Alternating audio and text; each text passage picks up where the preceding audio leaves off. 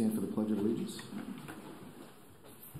I pledge allegiance to the flag of the United States of America and to the republic for which it stands, one nation, under God, indivisible, with liberty and justice for all. Thank you all. All right, well, the first item on our agenda is the election of chair and vice chair. So I will turn that duty over to our general counsel, David Smith. Thank you very much, Mr. Chairman. As you know, we elected chair and vice chair at the first committee meeting of the new year, which is what this is. So we'll take nominations for the chair from the floor. Do I hear any nominations for the position of chair? You're not term limited, are you? Well, I guess you could say that I am. I'm serving at the pleasure of the governor. So, yeah. So he could still serve until I'm serving until relieved. Yes. Right. Yes. Right. So that's the proper terminology. Okay. Well, in that case, then I would like to nominate you for chair. I'll Thank second you. that. And I should use your name so that for the record. There's a nomination and a second. Are there any other further nominations from the floor? Not hearing any. All in favor, please indicate by saying aye. Aye. Opposed? No, same sign. It's unanimous. You are now the chair. Do you want to do the election of vice chair, or would you rather I continue? Please continue. Okay. You're on a roll. I like the direction. We do have a quorum, by the way. We have 4-7. The floor is now open for nominations for the vice chair. Looking at all these names. And just a point of information, because I know Rich McLean is the current vice chair, right? Who is? I believe, am I correct? Rich McLean is the current vice chair? I believe that is correct. The incumbent. I just wanted to make sure everyone knew that. So, Is he planning on attending today? Do we know? No. He will not be here today. Okay. Has anyone spoken to him? He does not have to be present to be nominated. Okay. Well, then, I guess I'm on a roll too. I'll nominate Rich McLean for vice chair. okay. Do I have a second? Second. Or just Part of my procedure? Any further nominations from the floor? All in favor of Mr. McLean as vice chair, please indicate by saying aye. Aye. It's unanimous. Thank Okay. you. Thank you. Thank you, Mr. Smith. Thank you all for the vote of confidence. Appreciate it. And maybe I'll just shoot it. Let the governor know that I keep getting nominated. So, you know. But thank you. I appreciate it. So on to the item 2 of the agenda is the approval of the minutes. Do I have a motion for approval of the minutes from December 18th? I move to approve. Okay. Second. All right. Any discussion or points? Okay. All those in favor say aye. Aye. Those opposed, like sign. Okay. The ayes carried. Next, we have public comment on agenda items. 3 minutes per speaker. Do we have anyone signed up? No. Nina says we do not. Is there anyone from the audience or the public that would like to speak? No? Okay. Seeing none, we will move on to committee action items. First, we have item 3A, and I believe Mr. Bracken is here to present.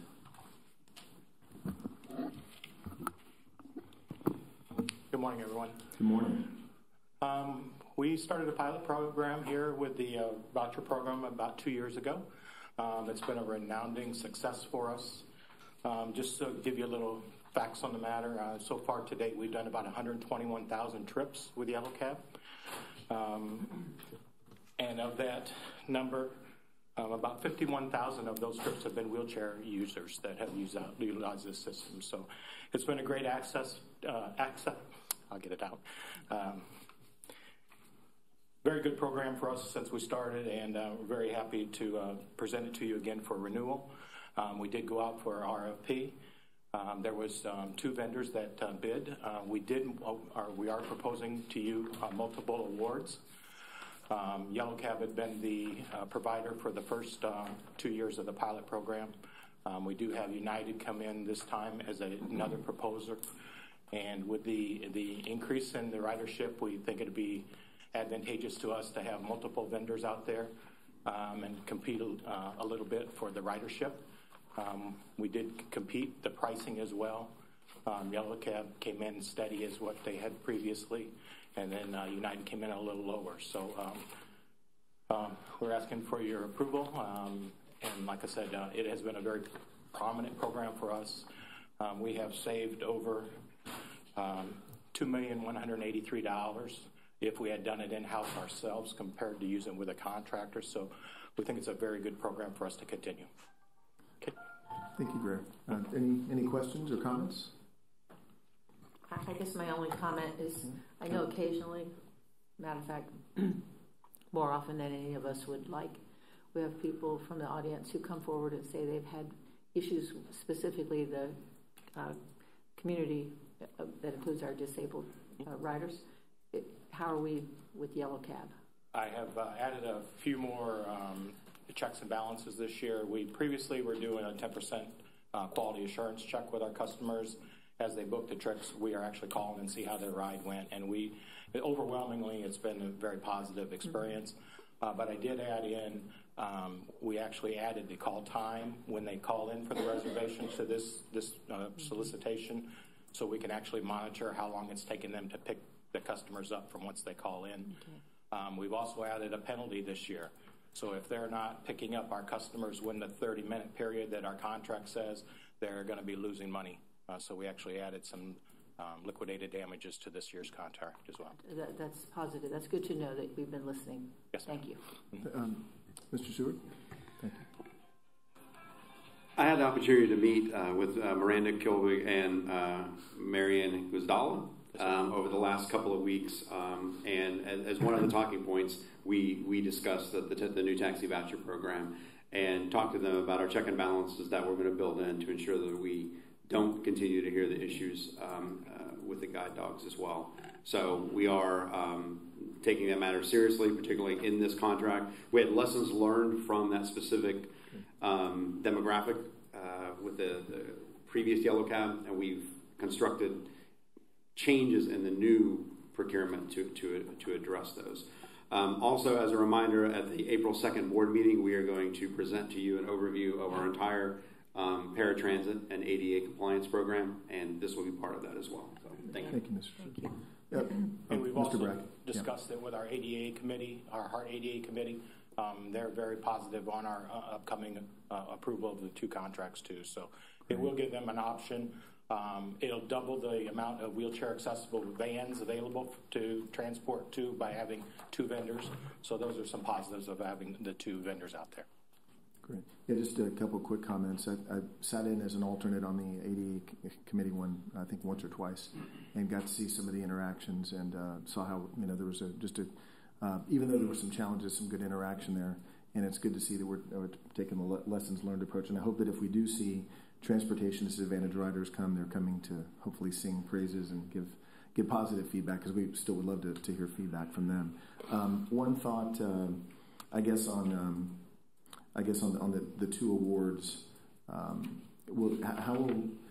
recall one of the questions, or one of the items was, HART's level of control as far as if an issue comes in, a call comes in. Are there any systemic changes that would change the way, again, let's say there's an issue, how will we get immediate notification of that? How will that work? It's twofold. We're actually taking the calls then in-house as well through our customer service. We're using what we call C-Click Fix now as a complaint system that we're taking. So all those are being put in there, and they're mailed directly to our client. And then they have to make it into their monthly complaint log and turn that into us, and they have to give us a resolution within 3 days. Okay. Kimberly Green is my customer service manager. She is on those complaints on a daily basis if they come in. So she makes sure that we get the replies back, and we're reaching out to our customers as well. Okay, great. Thank you, Greg. Mm-hmm. All right, anything else? All right, thank you very much. Appreciate it. All right, so I guess I'll move approval, or I guess we're recommending approval to the HART Board. Right. Okay, you move to recommend. Have a second? You second? Got it. I second that motion. All those in favor say aye. Aye. Aye. Any nays? Okay. I think that was a quorum or a majority. We got 3 votes. Okay. All right. The item passes, and that moves on to the board. Agenda item 3D. I believe Brian Allen is here to speak on this. Interim Director of Maintenance. Good morning. Good morning. We are bringing before you, we have 19 buses that have reached the end of life according to our fleet plan, which is they are older than 12 years or they have 500,000 miles on them. And we are seeking approval to dispose of these 19. Okay, great. Any questions or comments, thoughts? No? Where do these buses go? I mean, who do we sell them? I mean, They go to auction. Yeah. Generally, how much do you get for them? Last year, we sent 25 vehicles to auction, and the lot totaled $61,400 for the 25 buses. So, we're average a little under $2,500 a bus. Wow. Wow. I think they become tiny houses. Yeah. Or they plant them in the ground like those campers out west. Okay. Any other comments? Oh, do you have anything? Okay. Mr. Harden? All right. Well, with that, do we have a motion for this item? Motion to approve. All right. Motion approved. Is there a second? Second. All right. All those in favor say aye. Aye. Aye. All right. I think that was approved, and we're good. Mr. Allen, thank you very much. And next we have Mr. Campillo on the monthly financial review. Good morning, ladies and gentlemen. Lucian Campillo, Interim Chief Financial Officer. For this morning, I'm going to talk off of 4-1, which is kind of the key points, and then we're going to be describing the tables in 4-2. So some of the key takeaways, not going to read them out loud to you, about 3% variance of where we expected to be at the budget this time. A lot of that can be attributed to the upfront cost of admission max. Also, we pay a lot of things upfront in the FY. For example, our bonuses for both the ATU and the non-bargaining. That's paid immediately, basically, as the new year starts. Operational contract services, you kind of see it just kind of moving down what we've spent on. A little bit higher because of the software licenses, stuff like that, and then continuing on. Projected savings from Mission Max, a little bit less. A lot of that has to do with, we're moving a lot of bus stops. It's going to cost a little bit more than we expected. So we're trending a little bit less from our expected revenues for our expected budget on the Mission Max. Parts a little bit points higher, a few points higher also. And really that's all I want to talk about on the charts. Moving into cash on hand, 4-3. As of the 31st of January, which makes us feel really good, we had $29 million in the bank. As of Friday, it was $26.6. So looking pretty good right now. On glide path right now for our budget. Great. Any questions? All right, thank you, Lucian. Yeah, are there any questions for anyone? Thoughts? Observations? So the Mission Max, we're seeing an increase higher than forecasted in expenses. Is that? Yes, or conversely, we're saving less than we thought we were going to save. Exactly. Okay. And we're going to continue to monitor that. One issue is fuel costs are much higher than, or not, well, they are considerably higher than what we had originally budgeted for. So that's going to skew it as well. But we're going to feel a lot more comfortable at the 6-month mark. We're going to be coming back in May with an evaluation of not only the ridership and the productivity of those routes, but also the financial impact of Mission Max and where we think it will end up panning out, because it's going to be a huge driver for our FY19 budget discussions of whether or not we save the money that we anticipated we were going to save, or we don't, and we're going to have to make tweaks along the way. So we'll be coming back in April to this committee specifically to start discussions on the FY19 budget, and to the full board in May on a total Mission Max impact report. Okay. So are you looking at tweaks now, or you don't have enough data to really see where the expenses are higher and can do something about it? I realize the fuel cost is not something you can control. Well, I mean, you're right. We're still gathering data. We're in our second quarter. We implemented Mission Max in October. So yes, we're looking at, but some of these costs we just were unexpected once we moved in. There's some upfront costs that we just didn't see as we're moving into it. So we believe that there's going to be cost savings. It might not be as much as we thought. We're going to continue to look at it and try to realize it. Okay. Thank you. Councilman Donahue. You mentioned moving bus stops and things like that. Do we have some that we know for absolutely sure that we're never going to revisit? And we're not touching those, or are we just moving everything? Man, my comments were more in line to improving the quality or the way a bus stop looks. Okay. You know, some of the old ones that are EO, we're taking them out, moving one that's in really good shape that we're not going to use, and that does cost money, and it was quite a bit more than we originally thought. Okay, because I know we were looking at some of the routes as these are possible changes still, and of course, you know, I'm talking about Temple Terrace. Yes, ma'am. I had a feeling. So and I'm always talking about Temple Terrace. Is what you should. But in the giant scheme of things, there are routes that you know we know that we would not revisit. They weren't working then, and they haven't changed, and we know those are safe. I didn't know if you had some that were on a priority list to be completely changed or not. I understand what your question is. I can't really answer that. More of a service planning thing. I would hate to think that we had moved all the bus stops from one line and then have to go back and replace them. I guess. Yeah. In a nutshell, that's what I'm getting at. I can't really comment to that, but okay. I'm assuming that our service team would probably take a Jeff. I don't know if you'd have it more. Okay.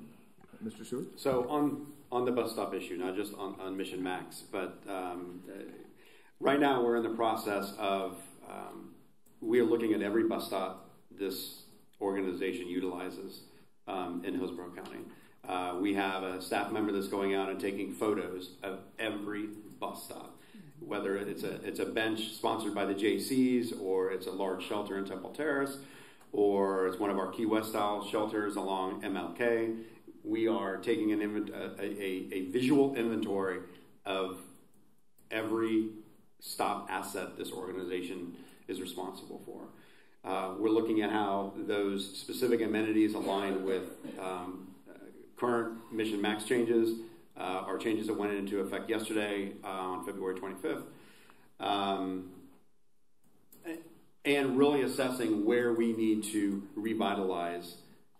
We hear a lot of comments about degradation of shelters and lack of upkeep on amenities. Well, we're going out and we're actually looking at what that impact would be. We're going to come up with a plan. It may end up being a multi-year plan to address every bus stop.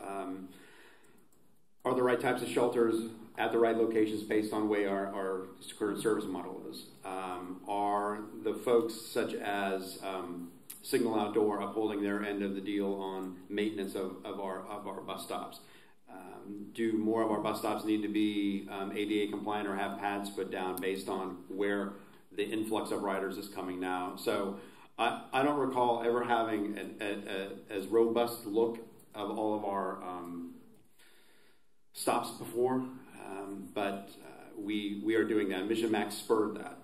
As we started to disassemble and move shelters, we realized that we probably should have done that maybe a little sooner. Some of those based on the conditions. And the fact that our capital program is severely underfunded as far as the maintenance of our, well, I would even call minor infrastructure is concerned. So, long answer, we're looking at all of our shelters, and we would say all of them is just not Mission Max shelters. This time around, we're looking at every shelter in our entire network. So it's going to take some time. Hopefully we'll come back in the summer with a report on what we found. Recommendations how to move forward, and a budgeted line for next year's capital budget to address these amenities and get them up to what we would expect for our service and system. Thank you, Jeff. I have a couple follow-up comments on that. Councilman thank you. Thank you. I think it's a great time to talk about this because we talk so much about buses, and we're disposing some or putting some buses up for auction today. But every bus stop we're a property manager of that tiny little spot, and I think it's great that you guys are. And Jeff, again, I know you're new to the position. You're taking this on. If I can offer just a couple suggestions here in the sunshine, I think I would like to see again, and I temper everything I'm saying right now with cost feasibility. Okay, so that these are ideas. They may incur costs. I don't want to suggest something that would be burdensome, but I just think that from a customer service standpoint, there's some things that I've seen I'd like to talk about. Number one would be enhancing our website so that a person that uses a bus stop can, that they can know where they are, what amenities they have, whether it's with an icon, is it covered? Do I need to take an umbrella with me? is there a garbage can? Little things that don't cost a lot of money. It could be just a symbol on a map, and then obviously literally a guide so that people know where they are, and in real time, like integrated with Google Maps, and then this is just kind of a thought that I've heard that we talk about connected infrastructure, smart infrastructure. From what and given our constituents in the transportation disadvantaged realm, particularly the blind, from what I understand in the AV world and connected vehicles world, the focus is moving away. When it was first coming online a few years ago, all the engineers were thinking, wow, what infrastructure are we going to have to modify and evaluate? Well, really what's coming with AV, and I'll get back to my point in just a sec, it's really all the focus is on the vehicle and the vehicle's ability to basically look and act like we do. In other words, it doesn't require as much special infrastructure. But the one thing that I heard that has come out of that process is smart paint related to literally and I think it may have been brought up in a board meeting related to the tool that the blind use to navigate, the cane, and that there might be an interaction with the cane and smart paint. So again, I just throw that out as an idea where we might have a constituent, the Lighthouse for the Blind, or again, I know this again. I'm tempering this with cost feasibility, but as far as an innovative idea where we could actually enhance, if we could somehow put paint around it so that they know they've arrived at the HART bus stop or something like that. So, but again, that's just an idea. But I think overall tying in with your approach, if you could maybe investigate or evaluate, how can we enhance literally the way we communicate once we know what's out there, what is out there, what would it cost to update our website with a more interactive and guided map. I know that was a mouthful. Sorry. No, absolutely, and I wanted to emphasize that when we talk about aesthetics, we're looking at more than paint and trimming, and it's ensuring that our passengers feel safe when they're at a bus stop. Either from the environment or from the situation in which they're in to ride the bus. So it's a holistic look at all of these stops, from painting to trimming to ensuring that they meet ADA compliance, to ensuring that our riders feel safe. Trees need to be trimmed back for ample lighting. So it's a holistic look at every stop and route and to see what we need to do to make our passengers feel good about riding our service. Yeah. Thank you. All right, great. I would like to assure you, though, we're not just waiting for the study. We're cleaning things, and this is not just, hey, wait, come back to you, let's come up with a plan. We're continuing to work on those shelters, and you're seeing improvements with them. Yeah. Awesome. Thank you, Lucian. Thank you, Mr. Stewart. All right, anything else? All right.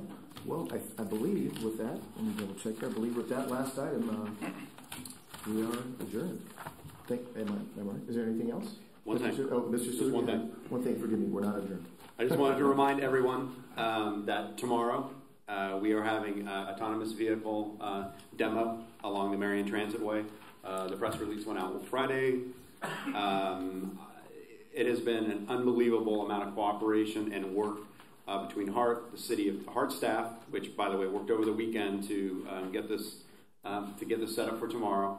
The city of Tampa, who also worked over the weekend to get this set up for tomorrow, and May Mobility, who through Justin Day, through a contact in the legislature, provided us this company contact who is down in this area demoing for a whole myriad of different types of clients. So we have this lull now where we don't have a solicitation out, we don't have a contract, we have the opportunity to actually test this in the actual corridor in which our pilot project will eventually be deployed. So I invite you to come out. We're very, very excited about this. Where do we park? I'm sorry? Where do we park?